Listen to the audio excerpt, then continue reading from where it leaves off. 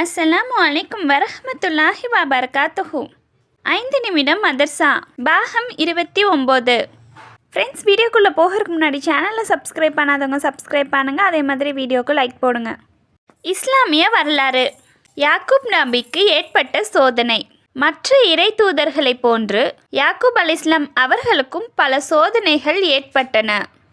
உயிர், பொருள், குழந்தைகள் என ஒன்றன் பின் ஒன்றாக ஏற்பட்ட சோதனைகளை தாங்கிக் கொண்டார்கள். குறிப்பாக குழந்தை பிரிவு விஷயத்தில் நீண்ட கால சோதனையில் ஆழ்த்தப்பட்டிருந்தார்கள். முதுமையில் பாசமிகு புதல்வர் யூசுப் அலைஹிஸ்ஸலாம் அவர்களின் பிரிவால் அழுது தனது பார்வையை இழந்தார்கள்.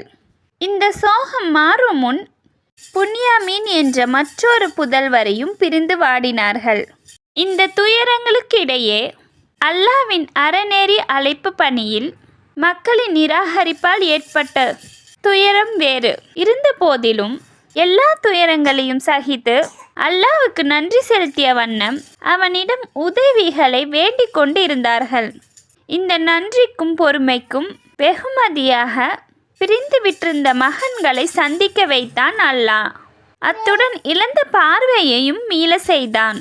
பொறுமையாளர்களுக்கு நிச்சயமாக அல்லாஹு தாலா இவ்வாறே வெகுமதிகளை அளிக்கிறான். அல்லாஹ்வின் ஆற்றல்.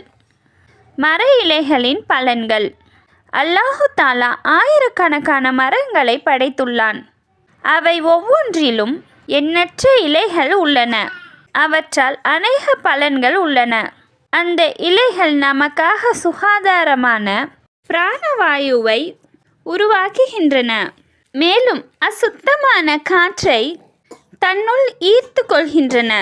அல்லாஹ் அந்த இலைகளில் இப்படி ஒரு தன்மையை படைக்காமிருந்திருந்தால் காற்றில் விஷவாயு பரவி தேவையில்லாத வியாதிகளை ஏற்படுத்தி மனித வாழ்க்கை கேள்விக்குறியாகிவிடும். அல்லாஹ் தமது வல்லமையால் இந்த இலைகளை படைத்து நம் மீது பெரும் கருணை புரிந்துள்ளான். ஒரு ஃபரலை பற்றி. தீனில் தொழுகையின் முக்கியத்துவம். நபி ஸல்லல்லாஹு அலைஹி வஸல்லம் அவர்களிடம் ஒருவர் வந்து, அல்லாஹ்வின் தூதரே, இஸ்லாமில் அல்லாஹ்வுக்கு மிகவும் விருப்பமான அமல் எது என்று கேட்டார். அதற்கு நபி அவர்கள், தொழுகையை உரிய நேரத்தில் தொழுவது. எவர் வேணுமென்றே தொழுகையை விடுகிறாரோ அவருக்கு எந்த தீனும் இல்லை. மேலும் தொழுகை தீனின் தூணாகும் என்றார்கள். ஒரு சுன்னத்தை பற்றி. ஏழைகளை சந்தித்தல். நபி ஸல்லல்லாஹு அலைஹி வஸல்லம் அவர்கள் ஏழை முஸ்லிம்களை சந்திப்பார்கள். அவர்கள் நோய்